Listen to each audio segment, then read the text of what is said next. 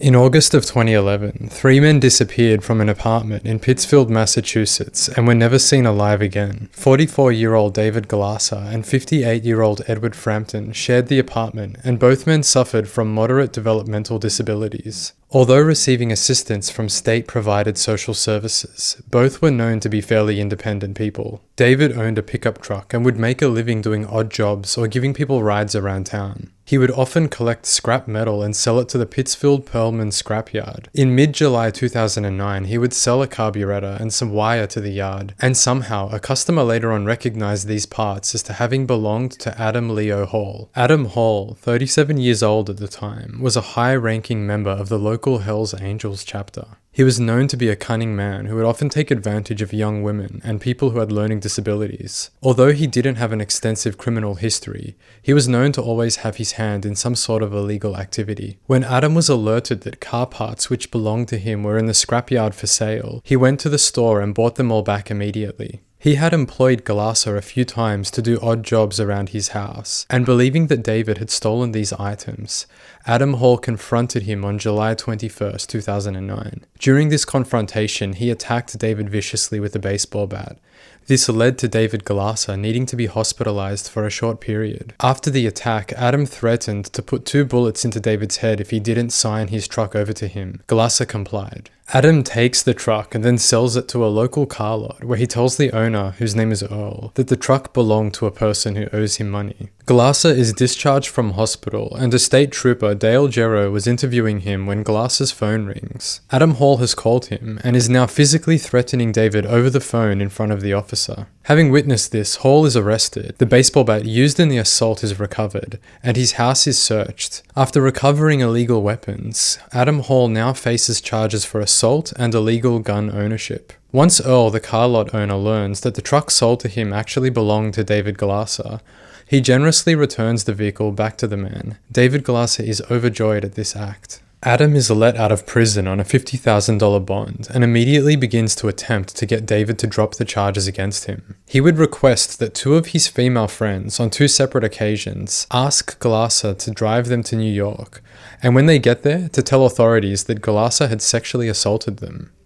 Both of his friends refused to do this. With his friend's refusal, Adam would then ask another one, Scott Langdon, to offer Glasser $3,000 to drop the charges. Upon doing this, Glasser refused the money. Adam then asks another friend, who owns another scrapyard, to say Glasser had stolen scrap metal from him, but this was also refused.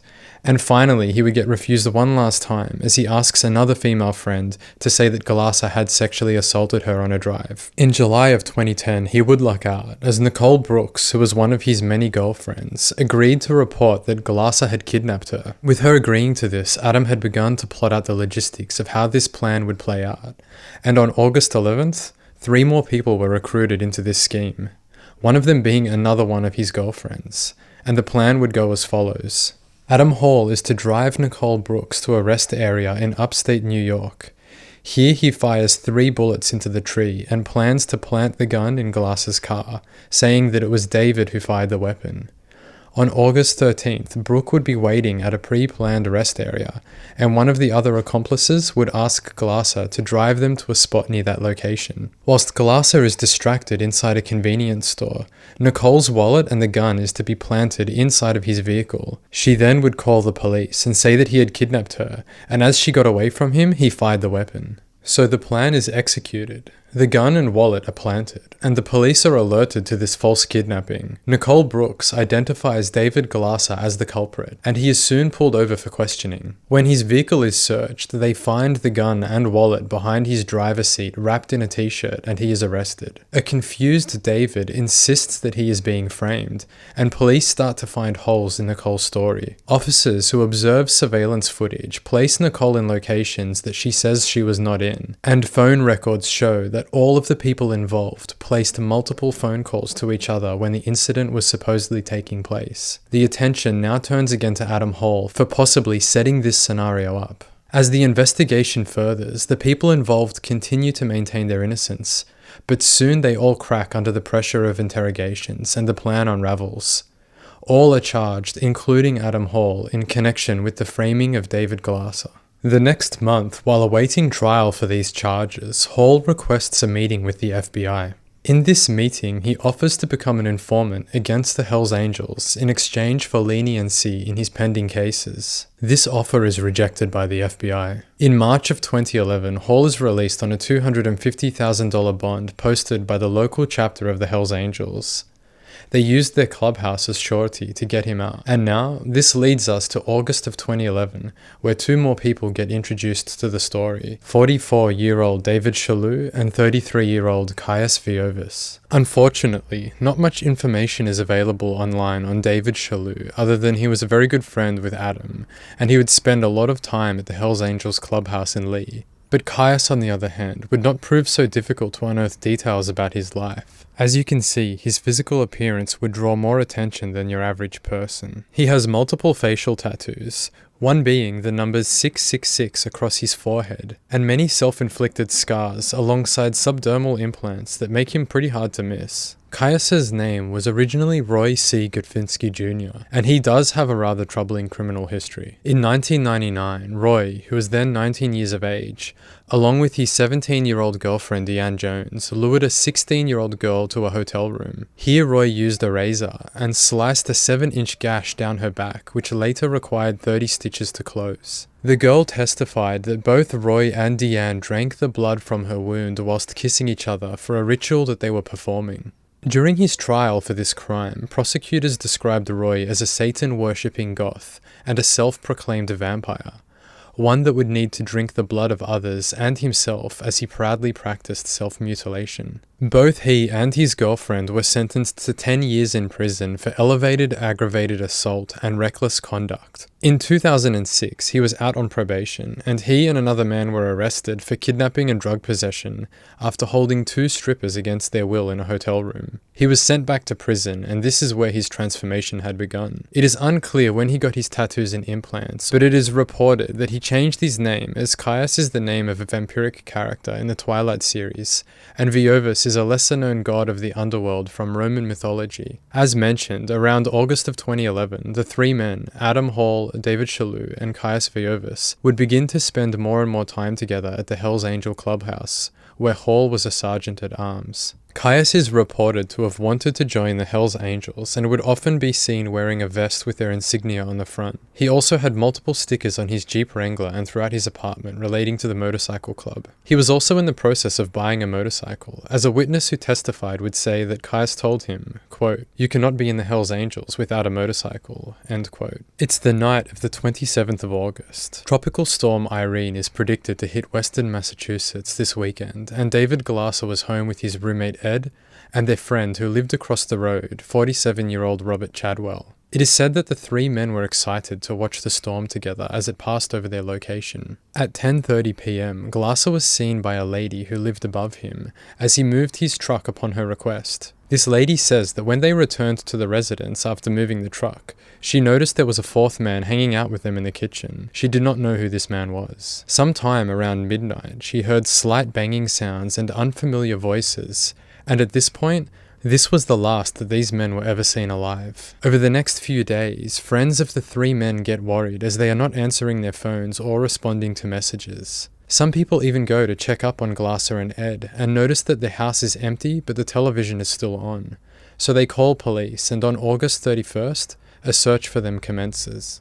The day after the men's disappearance, on August 28th, Adam Hall would approach a man called David Casey. 66-year-old Casey owned an excavator which was currently on another man's property where he was working, and Adam wanted Casey to dig a hole on this property for him. Initially, Casey refused, but Adam convinced him to dig the hole by threatening to hurt his sister and her partner if he didn't cooperate. Possibly to influence Casey, Hall would explain in detail about the disappearance of the three men, which would then lead to Casey testifying to this very story in the courtroom. Hall told him that he had, quote, "offed Glasser," and in the process killed another fat guy and a black man, referring to the black man with a racial slur. He explained that he and two others had taken the three men to the woods, and that he had held Glasser down with a gun to his head, and as he pulled the trigger, the gun did not fire. Whilst loading another round into the chamber, Glasser managed to get free and ran further into the woods. One of the men who was with Adam, believed to be David Shalhoub, would pursue Glasser into the woods. As Adam would say, Davey was on him real quick. Davey shot at Glasser whilst pursuing him, and although he hit him in the back, it was not a fatal injury. Hall was rather upset and would yell towards them, "Hey, he was for me." Davey then dragged the injured man back, and Glasser begged for his life, promising not to testify against Hall. Adam and David proceeded to beat and stab the men, and when done, they shot them all. Assuming the men were dead, the assailants left for a short period for an unknown reason. In the time that they had left, the storm had hit their location and the downpour was very heavy. When they returned to the crime scene, they were surprised to find Robert Chadwell sitting up on a log and groaning in pain. All three of the men tortured him before he died, and Hall even said that he didn't mind killing the black man, again using a racial slur to refer to him. After this, with the help of the third assailant, they began to chop up their bodies. As Hall cut off Glasser's head, he held it up and commented on how ugly the man looked with no teeth. Adam also made note that one of the men he was with really took pleasure in torturing Robert, and seemed to enjoy very much cutting up the bodies afterwards. The three men would put all of the body parts into bags and load them into the trunk of their truck. To end his story, Adam said that although it was pouring with rain, he really didn't mind being out there as he felt so good about what he had done. Nothing could bring him down. Afterwards, he slept like a baby. After Hall tells this story to Casey, Casey fears for his family and agrees to dig the hole the next day with his excavator, in return for Adam not hurting his loved ones. The next day, between 5 and 6 p.m, Hall would drive with David Shalhoub and meet up with Casey. Casey appeared to be nervous about David being there, and Hall said to him, "You don't have to worry about Davey. He's an Aryan brother. You have to kill someone to become one." The contents of the truck were revealed to Casey, which he reports to have really begun to smell. The men then proceeded to go to the location of the excavator. Casey proceeded to dig a 4-foot deep hole, and the body parts were all buried. After the excavator was returned to its original position, Hall warned Casey not to talk, as he can make bad things happen to him even from jail. The next day, Hall brings his truck to a salvage yard and sells it. Here it's scrapped and then put into a crushing machine to be destroyed, and Hall makes sure that this process happens. The owner of the yard recalls being surprised, as the truck appeared to be running rather well and in pretty good shape, other than the interior being nearly destroyed, coated in mud, and the back seat and the trunk carpet completely missing.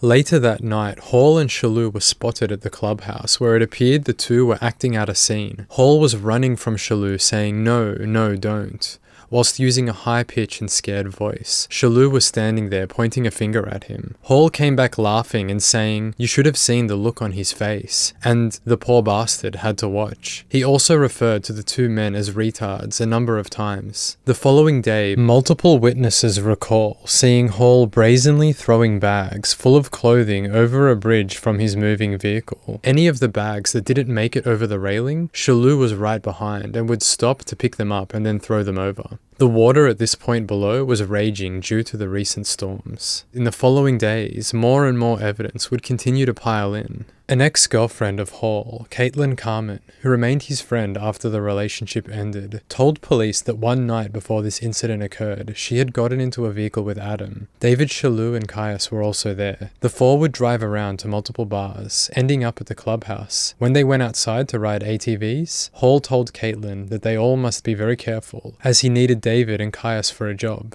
Later that night, Hall would go into a rage-fueled tirade about someone who robbed and snitched on him, and that he was going to kill that mother.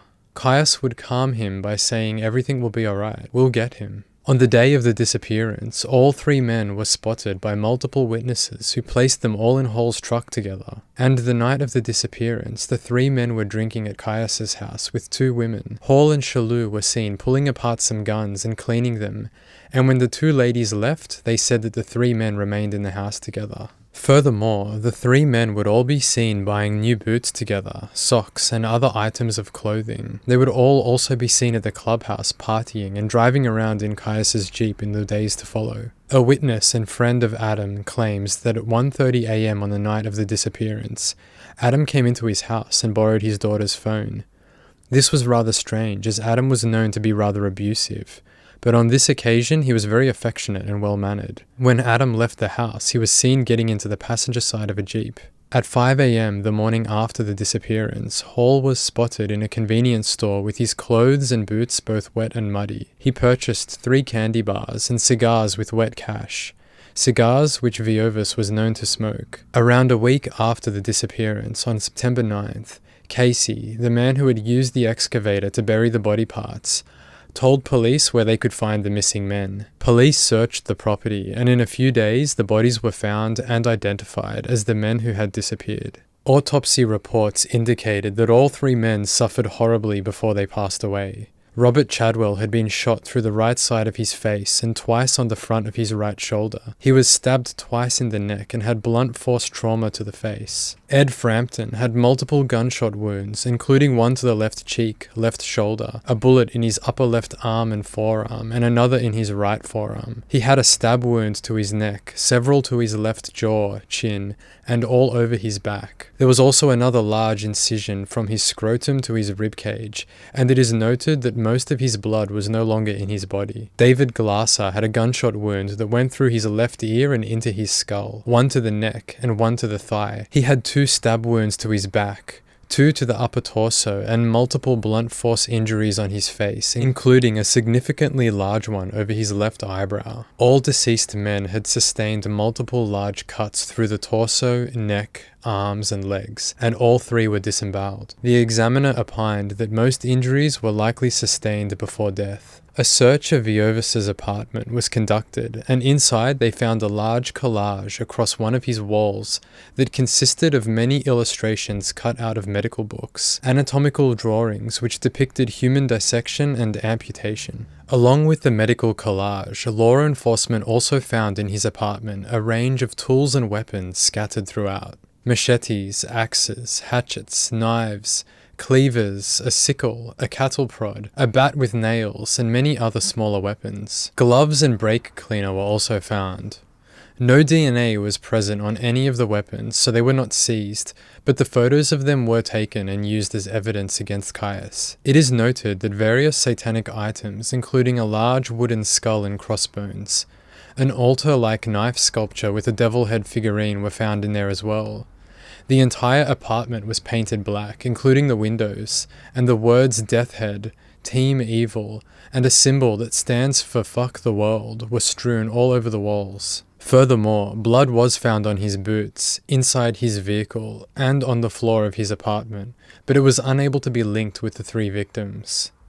2 news articles were also found inside a metal box, both of them containing stories of the missing men. One other person would come forward and claim that during a conversation he had had with Caius weeks before the disappearance, Caius would reference the scars all over his body and say, "See what I can do to myself? Imagine what I could do to someone else." Caius was brought in for questioning alongside David Shalhoub. As he was being questioned, he would say multiple times that he's no rat. The investigator pushes back and says that you're actually protecting a rat, because Hall had offered to set up the clubhouse and act as a police informant against the Hells Angels once before. Veiovis still would not cooperate, and when he was being walked away, a conversation between him and Shalhoub was overheard, where Caius said, "Do you hear what they're saying about our partner? They're saying he's a stoolie." When Caius would go to trial for the murders of these men, his defense argued that there was not enough evidence placing him at the scene of the crime, and all that the prosecution had is circumstantial evidence. No direct evidence. The defense would present a number of arguments to prove his innocence as follows. The engine on his Jeep was worn and could easily be started without a key. Adam Hall and David Shalhoub could have easily used his vehicle that night without his knowledge or permission. He worked at a high-end residential and interior garden design firm full-time. The week before and after this incident, the owners saw no change in his demeanor or behavior. Caius was also known to weld, cut glass, clean furniture, and applied patinas to metal outside of his work. Both his work at the shop and outside hobbies required the use of cutting tools, which he stored in his apartment and cleaned regularly. In regards to the 2 articles that were found in his apartment that reported the disappearance of the men, a friend of Caius said that he knew Veiovis would attend the Hells Angel clubhouse, and as a member from the clubhouse was suspected to be involved in the disappearances, he gave those articles to Caius one day when discussing the matter.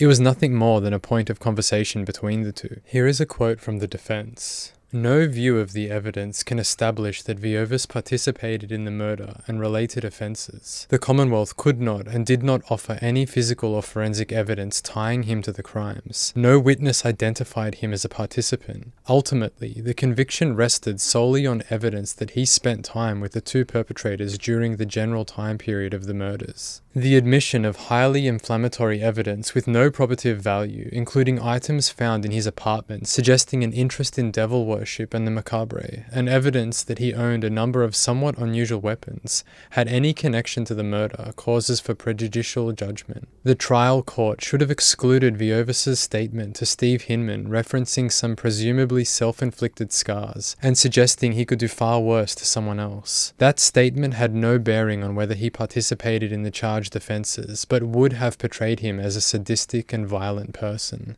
End quote. During the trial, Caius' defense would attempt to get the photos of the weapons found in his apartment and the photos of the human dissection collage to be dismissed.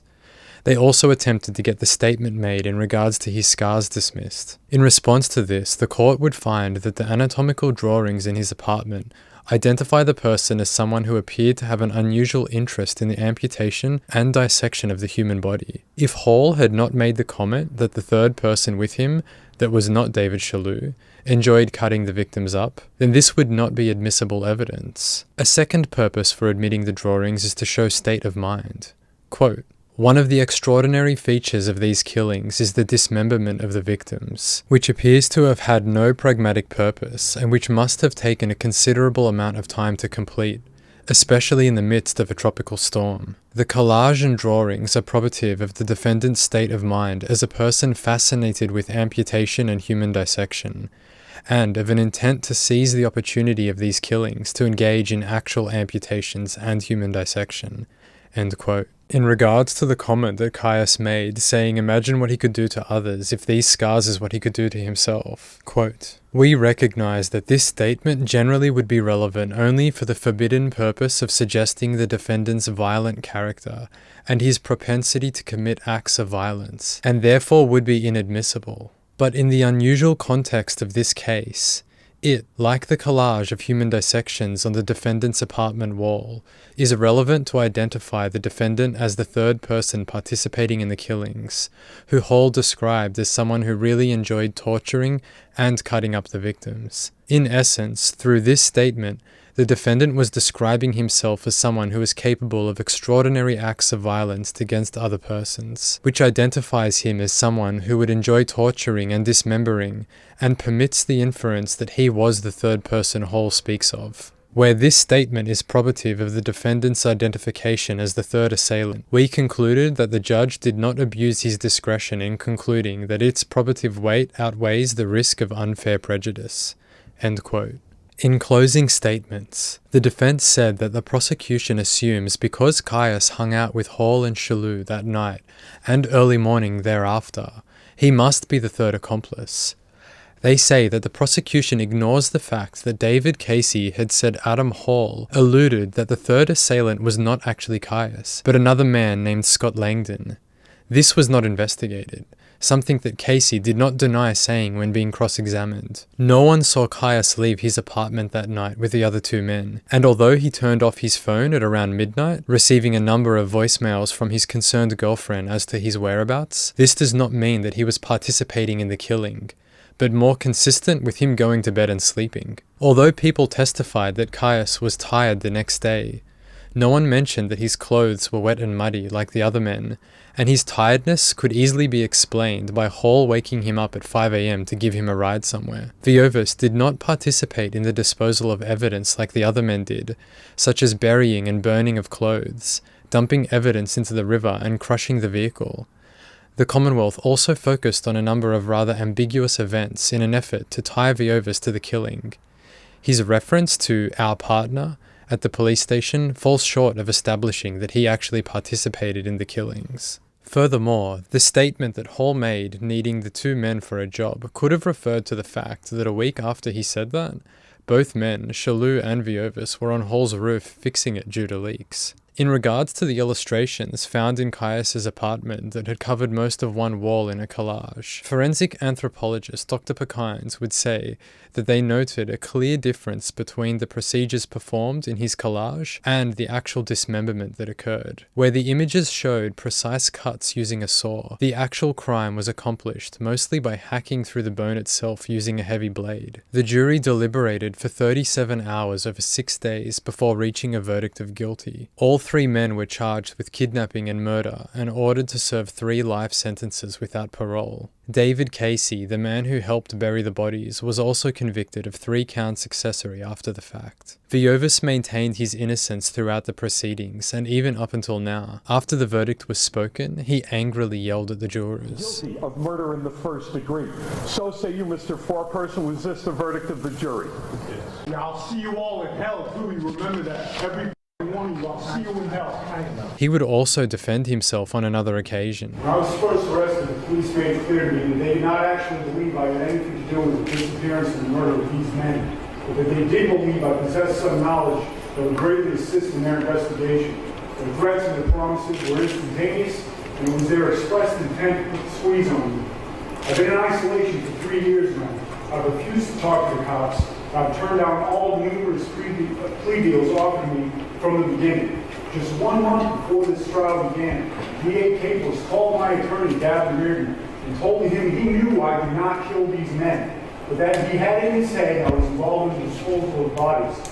He offered me conspiracy after the fact, 7 years. I told my lawyer what I've told him and others many times before. My hand was not in this, and I will not let this man sell me my own hide at the price of my integrity. That I'd rather spend the rest of my life in prison and be able to face myself in the mirror at the end of the day to make that kind of deal. Now here we are today, and he's asking for 3 consecutive life sentences with no parole. Let me make this clear one more time before I sit down. My hand was not in this, all right? My hand wasn't in this. But if anybody thinks I'm going to hang my head today and beg for mercy, they're just as deluded in their thinking as that jury of my peers who convicted me of this.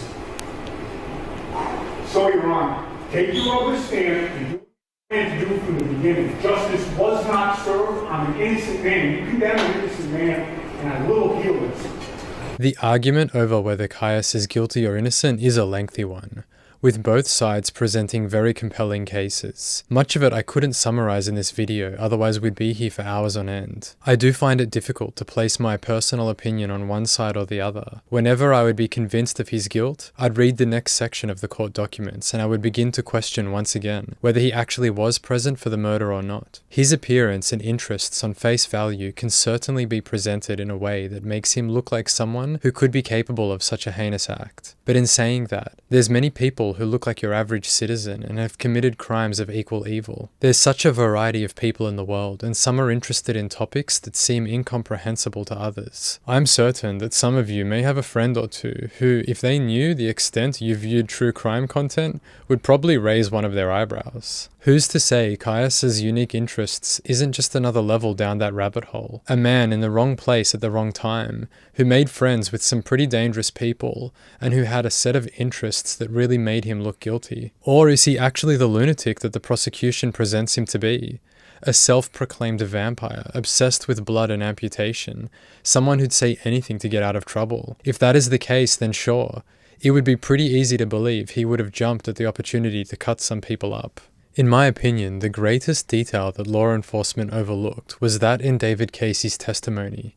He actually implicated another man, Scott Langdon, as being the third man present on the night. I didn't read much more about that detail throughout the entire case. It doesn't seem as though this claim was looked into or scrutinized much further than a meaningless passing comment, and I would be very interested to have read more about this particular detail if I could find it. I won't be able to land on a decision of how I feel about Caius anytime soon. That'll take many more hours of thought. What I'd like to do though is turn my attention to the victims for a moment. I find it incredibly heartbreaking that Galassa was harassed for so long prior to his brutal death. As the judge said, he was beaten, stalked, framed, intimidated, kidnapped, tortured, and eventually murdered. And over what? Possibly a stolen carburetor worth a few $100?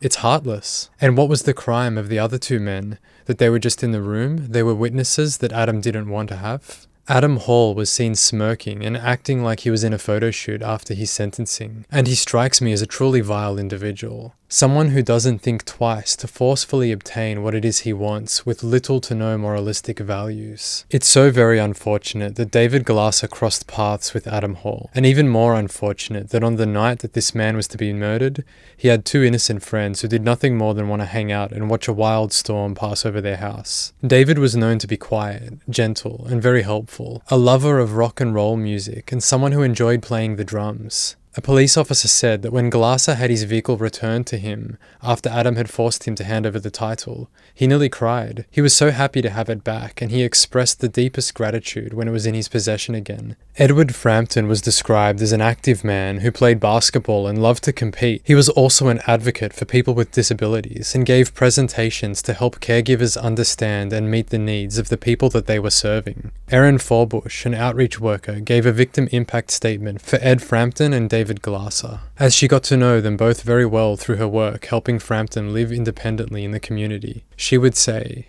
quote, "I am grateful to have been given the opportunity to get to know Edward Frampton and David Glasser, victims of an atrocious and senseless crime. Ed enjoyed talking with others and had a fun, quirky sense of humor, which brought joy to most people he encountered. Ed was someone who liked to take care of others. Ed's death leaves a very personal loss for all who loved him, and to those that were touched by his love and humor. But on a much larger educational advocacy scale, Ed's death also leaves a gap in the understanding of the early disability world." End quote.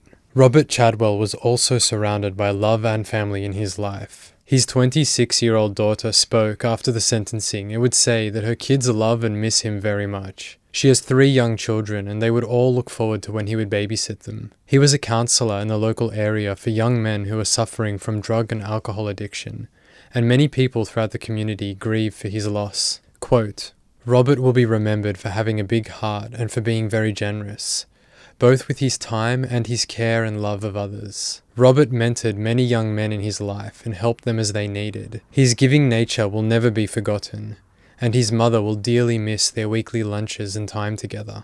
End quote. As stated before, I haven't fully formulated my opinion on whether Caius is guilty or innocent yet, but what I do feel confident in saying is that these 3 men did not deserve the ending that they met. By all reports, they seemed like fun-loving individuals who still maintained a childlike aura about their everyday lives, people that I myself would like to hang around and spend time with. I remember a few years back when there was a large storm rolling over Sydney where I live. I gathered around at my friend's house and we all sat by the window watching the clouds roll over. As the wind picked up and the rain hit, it was such an eventful evening, one that I probably won't forget for many years to come. It pains me to think that Robert went over to his friend's house for this very reason, to experience that same level of awe of being in the heart of a storm with his friends. Or maybe he went to his friend's house for comfort. He did live alone, and possibly he felt safer riding out the storm with his 2 buddies. Whatever it may be that brought Robert over to his friend's house, it really bothers me to think that a group of thugs chose to extinguish their lives, to bring terror to these 3 men when they did nothing to deserve such a nightmare. And for what reason? The leader of these brutes couldn't face up to the punishment that was justly coming his way? Punishment for poor actions that he committed and was attempting to avoid? A sick and depraved individual who would prefer harm innocent people rather than to accept responsibility. Hall had a track record of being a poor excuse for a human, and I believe that this life sentence was always coming his way. I just wish it didn't have to be at the expense of innocent lives.